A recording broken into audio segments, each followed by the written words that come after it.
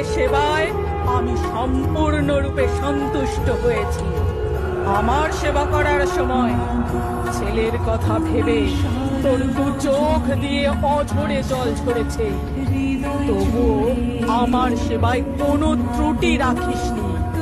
তাই আজ এই অমাবস্যার তিথিতে তোকে কথা দিলাম, তোর কোলে সন্তান এবং তোর সংসার আমি দুটোই ফিরিয়ে দেব।